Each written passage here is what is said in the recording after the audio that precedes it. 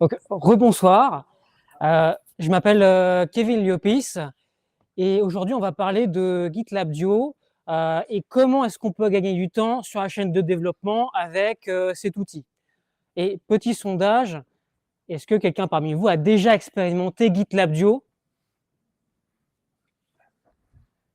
Okay. 2 mains qui se sont levées parmi 50 personnes.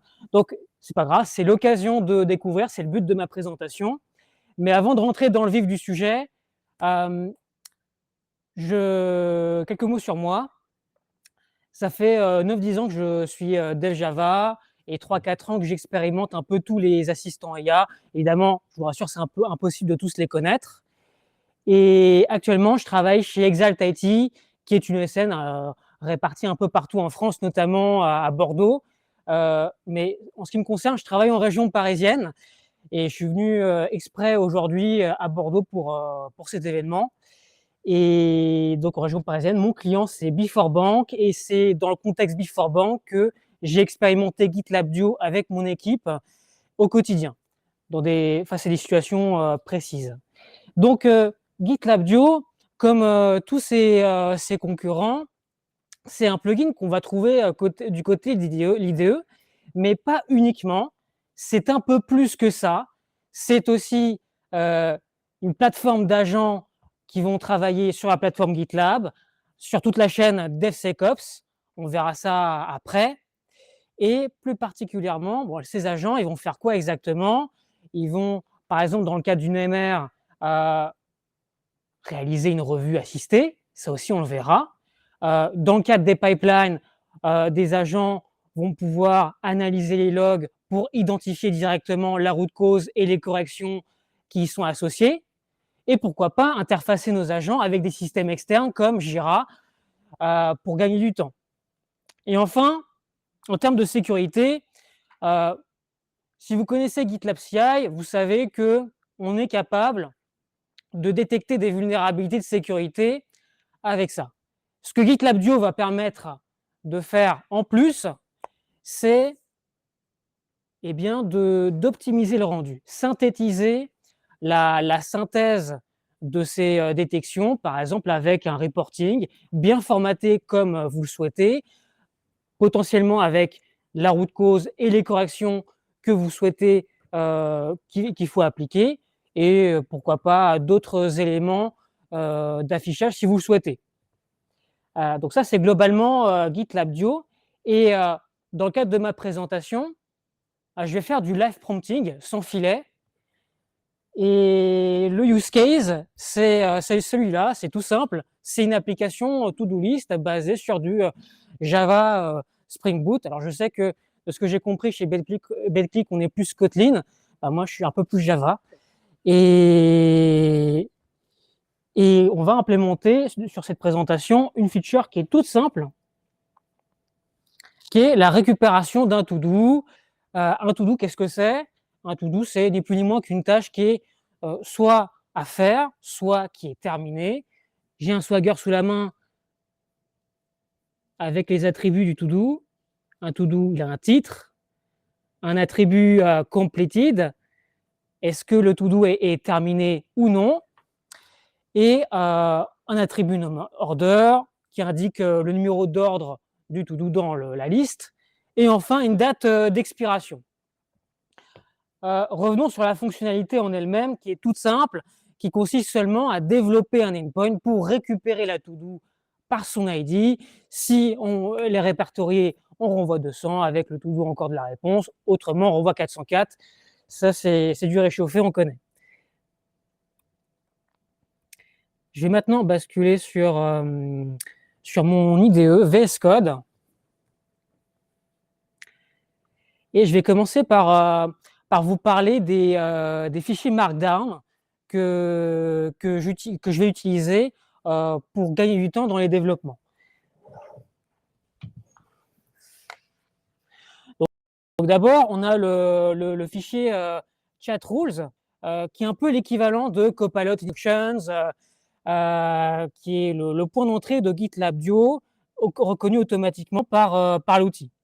Et ici, je spécifie les guidelines pour GitLab Duo, pour qu'ils reconnaissent les différents fichiers spécifiques que j'ai créés pour l'occasion, notamment devagent.md, qui est les spécifications d'un agent de développement qui va nous permettre de piloter complètement le workflow de développement. On verra, effectivement, il va avoir pas mal de responsabilités cet agent. Pardon. On verra dans la suite de la présentation si c'était vraiment une bonne chose de concentrer autant de responsabilités sur un seul agent. Fichier supplémentaire, mcp.json. Donc, pour rappel, le MCP, c'est un standard qui va permettre à nos agents de se plugger sur des systèmes externes, par exemple vers Jira. Donc, mcp.json, ici, il me sert uniquement à me plugger sur mon Jira. Pardon. Les fichiers templates, on verra par la suite, c'est beaucoup moins important. Codepractice.yaml, typiquement, c'est ce qui va lister toutes les pratiques de code que je dois respecter dans mon projet et surtout que les agents doivent respecter. On va le parcourir. Ça commence par quoi? Ça commence par des guidelines sur les architectures. C'est une architecture en couche, mon application. C'est les packages, les conventions de nommage, camel case, etc. Et des spécificités, des pratiques de code associées aux patterns de fichiers. Typiquement, pour mes DTO, je veux qu'il utilise des records Java. Pour les entities Java, je veux qu'il utilise certaines annotations comme par exemple les add custom. Qu'est-ce que je veux d'autre? Pour les tests unitaires, je veux qu'il utilise JUnit 5. Je veux qu'il utilise Mockito avec les annotations associées, atmock, injectmocks, et j'en passe. Je veux qu'il fasse des tests d'intégration en se basant sur test container. Et puis, je veux qu'il se base sur Assergy et sur, encore une fois, sur Mockito avec les verify. J'en dis pas plus. Si je reviens sur chat rules, donc on va passer à l'agent. Qu'est-ce que mon agent fait exactement? Il est décomposé en 10 étapes avec plusieurs responsabilités, comme je le disais. Première étape, assigner le ticket Jira et passer le statut à en cours. Donc ça suppose que je vais passer le lien vers mon ticket Jira, ou en tout cas la référence. Récupérer le contexte depuis le ticket Jira. Et en troisième étape, il va pouvoir planifier son développement en plusieurs étapes avec un prompt au regard du contexte qu'il aura récupéré. Et enfin, quatrième étape, il va itérer sur du code qu'il aura généré et exécuter les tests jusqu'à ce que la feature soit implémentée. Puis, on stage, on commit, on push, on crée la merge request et on termine par la mise à jour du ticket. Je ne détaille pas plus le prompt, on pourra le passer en revue par la suite. Ce que je vous propose, c'est qu'on entame le live prompting. Je vais récupérer le lien de mon ticket Jira.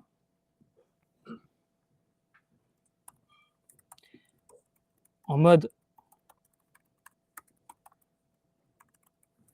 dev agent. Je passe le lien du ticket Jira.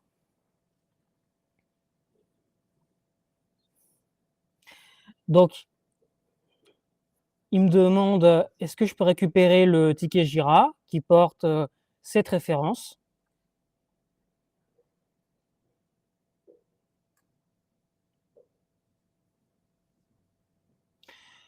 Donc là, il vient de résumer le contexte du ticket, l'endpoint à implémenter, les gestions des erreurs, etc. Que souhaitez-vous faire? Passer au ticket, examiner, implémenter.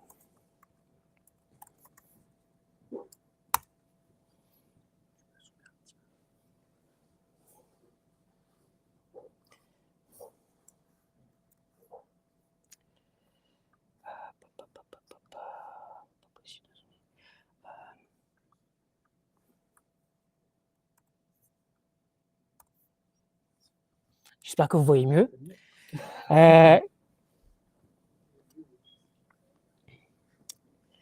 Donc là, qu'est-ce qu'il me dit? Je vais démarrer de la jambe pour implémenter la prochaine feature. Laissez-moi d'abord vérifier. Requires approval.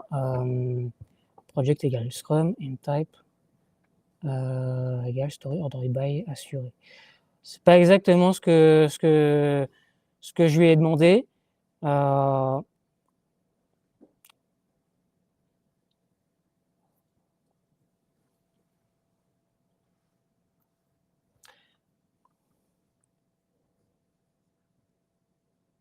Ce qui s'appelle les aléas du direct.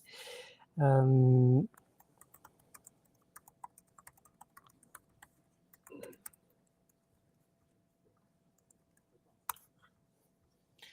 effectivement, c'est un assistant.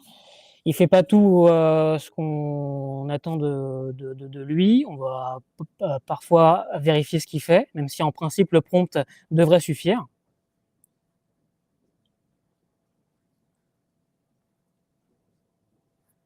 Ok. Donc, il m'a bien assigné le ticket Jira, très bien. Très bien. Oui, parce que j'ai une MR qui le perturbe. Ignore la MR et implémente la feature.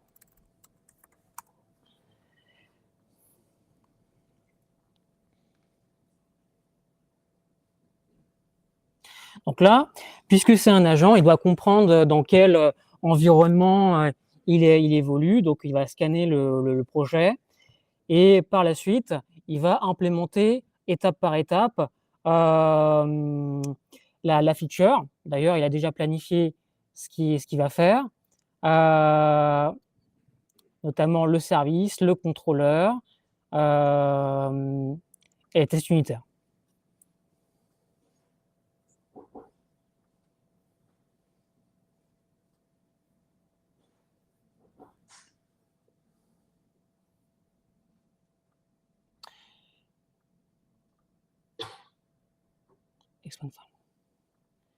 Alors, il me propose de créer un commit, mais j'aimerais bien savoir qu'est-ce que tu as fait. Très bien, donc dans todo.java, il a créé une entity, très bien, qui correspond aux attributs de ma to-do.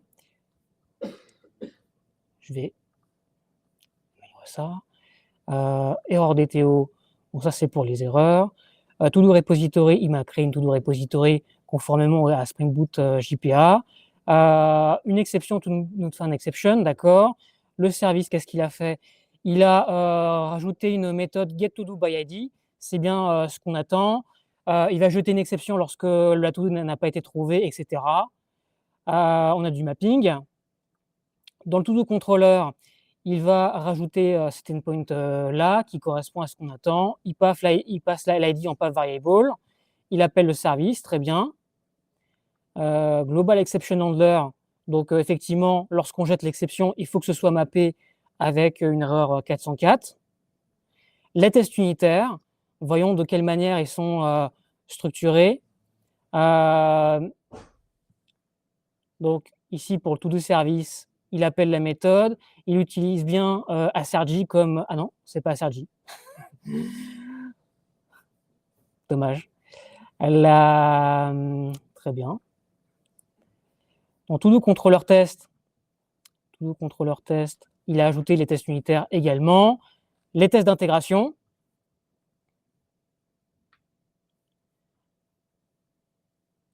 D'accord. Il utilise bien mock MVC. Ça aussi, c'était spécifié dans les code practices. Très bien. Très bien, j'approuve. Même si il y a des choses qui manquent.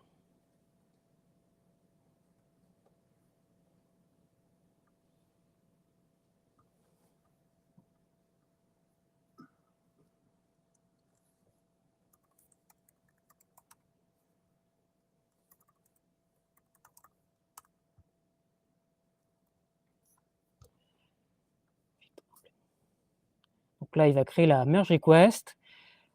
Il a ajouté une description dans la merge request. Ça aussi, c'était demandé avec qui résume tous les changements en question. Très bien. Et d'accord.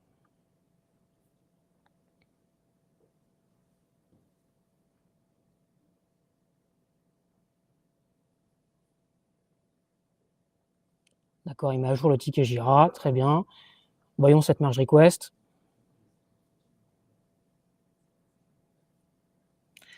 D'accord, il l'a bien créé avec mes changements. Très bien.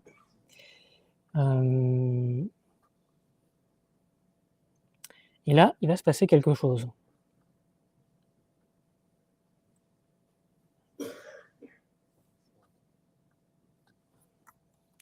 On va revenir sur GitLab.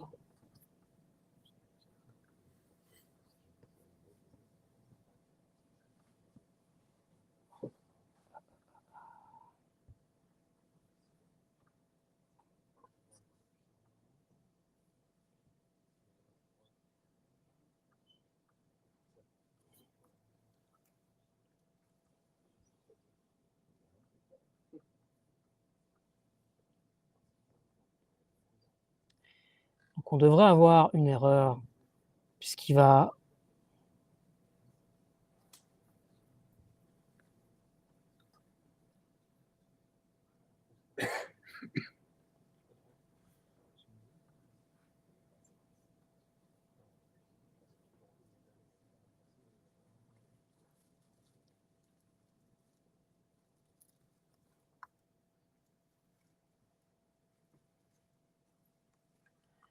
ok, très bien.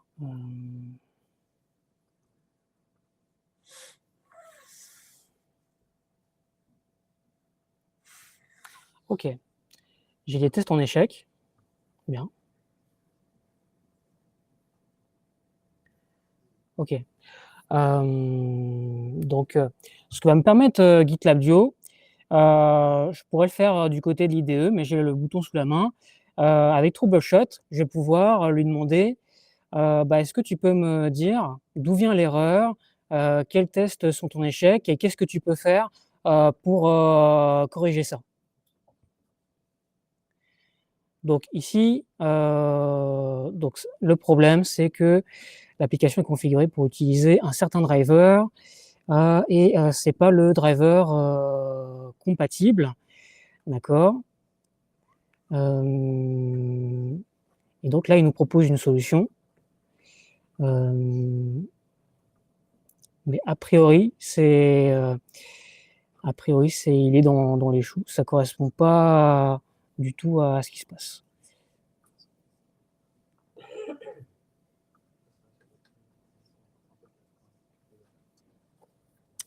Alors, la pipeline. Je vais plutôt vous montrer une pipeline où ça s'est exécuté comme je le souhaitais. En fait, il va s'appuyer sur le GitLab CI. Il va s'appuyer sur le GitLab CI.yaml que j'ai ici pour builder.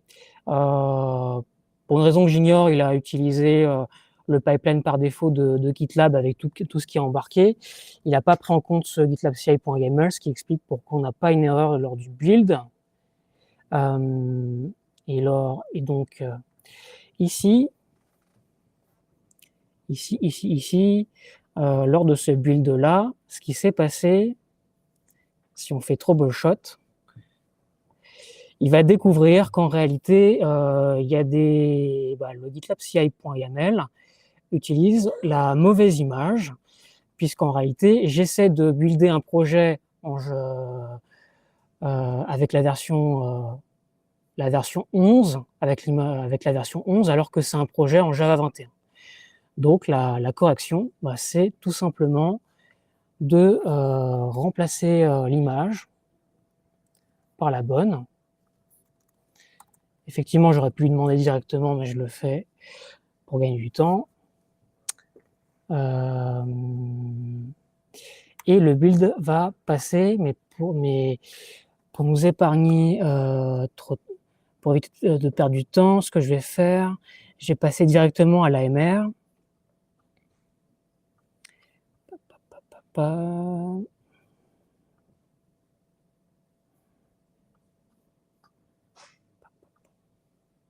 Et donc, j'ai créé un agent pour reviewer et qui reprend toutes mes code practices.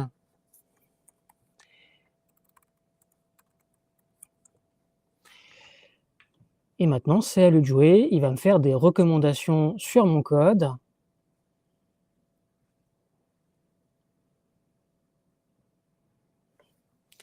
Donc, voyons ce qu'il nous dit. Donc, effectivement, dans To Do Services,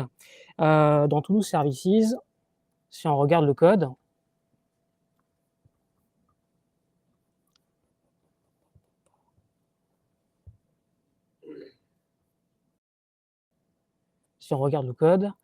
il y a un mapper dans To Do Services, alors qu'on pourrait très bien l'extraire dans une classe dédiée. Donc ça, c'est une bonne proposition.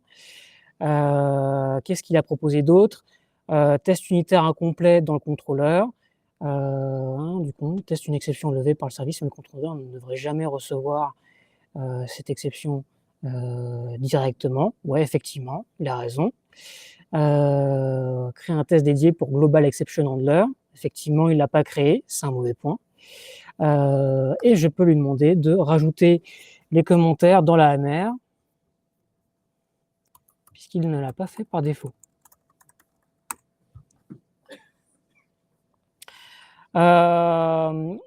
Cet agent que je vous ai présenté pour la review, il a un prompt qui est le suivant, qui reprend les code practices que j'avais dans mon IDE et aussi des guidelines pour indiquer le format des différents commentaires.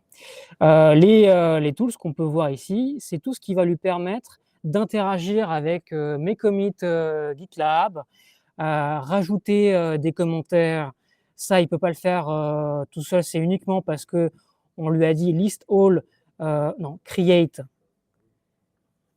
merge request note. Sans ces tools, il ne pourrait pas faire la review et accéder au diff de mon code. Bien.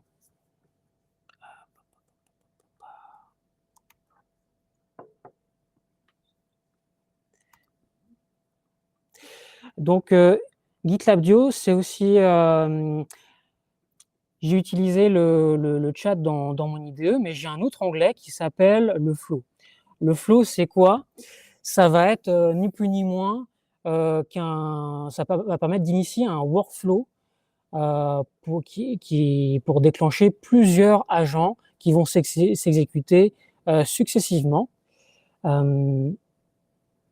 C'est ni plus ni moins qu'un orchestrateur d'agents. Je ne vais pas avoir le temps de vous le présenter, mais concrètement, comment ça marche sur ce flow de développement? Eh bien, on peut consacrer un agent par responsabilité. Le problème de ce que j'ai fait dans l'IDE, c'est que mon agent concentrait trop de responsabilités, donc chaque responsabilité ne peut pas être réutilisée dans un workflow complet. On peut avoir par exemple un agent qui va être chargé de récupérer le ticket Jira, me l'assigner et seulement ça.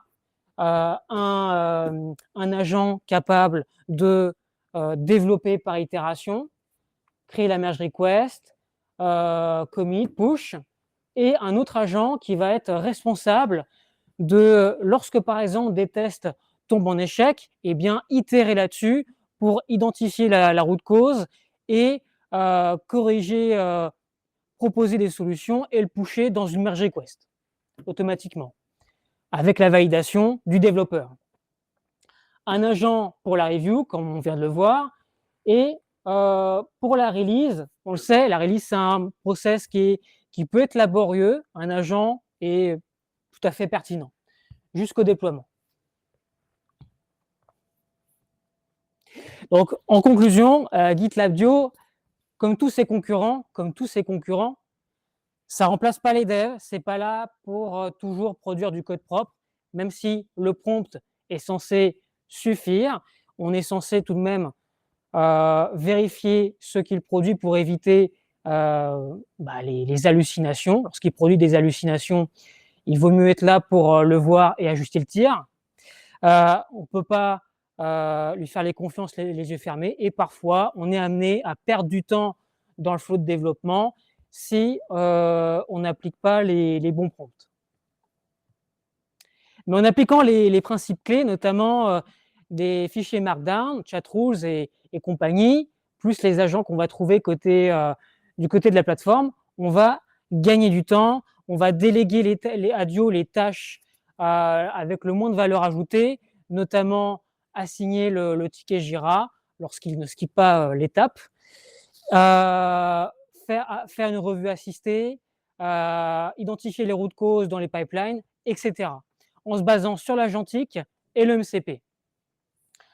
Alors personnellement, moi chez Before et mon équipe, on a gagné en productivité en utilisant GitLab Duo. Je donne un exemple. Sur une journée une feature qui prend un jour de développement, on a gagné 6 heures à peu près en moyenne sur nos features. Ce qui peut être pas mal. Selon les cas, ça peut effectivement varier. On favorise la qualité du code généré puisque ça prend en compte les code practices et on réduit le context switching. Effectivement, éviter de j'ai pas besoin de naviguer du Jira vers l'IDE en passant par les MR, en faisant tout manuellement de mon côté. Mais en fin de compte, quand est-ce qu'on peut utiliser GitLab Duo? Quand est-ce que c'est intéressant et le plus pertinent de l'utiliser? 3 options, trois situations. Premièrement, vous souhaitez optimiser la chaîne du côté CI/CD.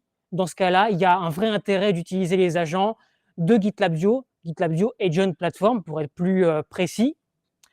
Option 2, on s'en fiche de la CI/CD, de l'optimiser, de l'automatiser. Tout ce qu'on veut, c'est travailler en tant que dev en standalone d'IDE. Dans ce cas-là, GitLab Duo est moins indiqué. Pourquoi? Déjà, GitLab Duo, il utilise pas les features, il n'est pas à jour par rapport aux autres assistants IA.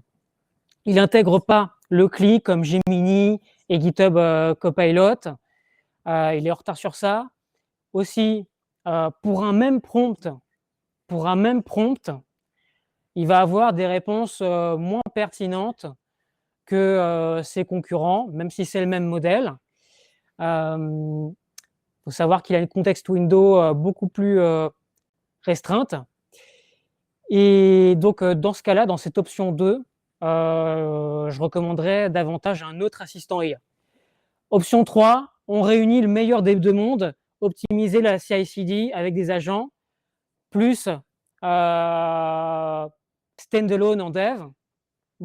On utilise les agents de GitLab Duo dans la plateforme et en côté standalone, on utiliserait davantage un autre, par exemple Gemini CLI, Claude Code ou autre. Voilà, 3 options possibles. Voilà, c'est tout pour mon feedback. Je vous remercie et si vous avez des questions, n'hésitez pas. Le code QR, c'est pour mon répondre.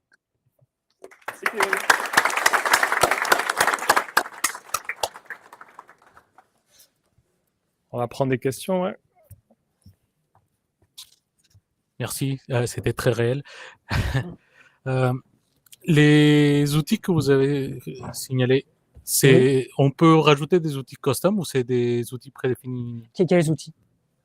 À un moment, on donnait des outils, par exemple, pour créer la merge request ou des choses comme ça, sur l'interface de GitLab au moment de la PR, je crois. Oui. Ouais, il y avait des batchs. D'accord, oui. Les tools de l'agent.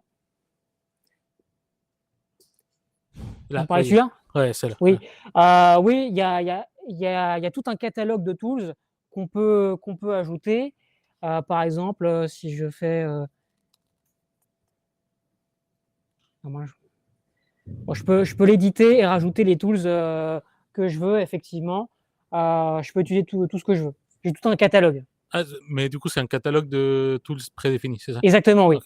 On ne peut pas les créer par nous-mêmes. Ils sont offerts par GitLab. Ok, merci. Et pour les tools qu'on n'a pas, on a le MCP pour s'interfacer avec des systèmes externes. Est-ce qu'on a d'autres questions?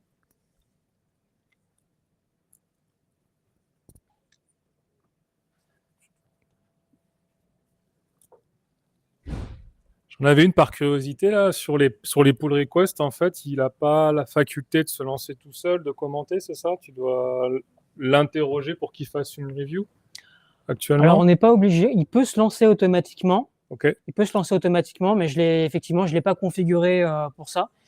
Il y a la solution que j'ai utilisée par chat. Il y a l'automatique trigger. Et il y a une troisième solution aussi. On peut lui dire en commentaire, en fait, on peut créer des honneurs dans GitLab qui correspondent à un agent GitLab. Et on peut dire agent GitLab, agent reviewer, review-moi. Et à ce moment-là, il va ajouter les commentaires suite à sa review. Ok. Et curiosité, est-ce que GitLab Duo supporte les agent skills aujourd'hui? Est-ce qu'il est capable de les charger? Il n'y a pas la notion de skills dans Encore. GitLab Duo, Ok. effectivement. Ça viendra sûrement. C'est un outil qui est relativement jeune encore par rapport à ses concurrents.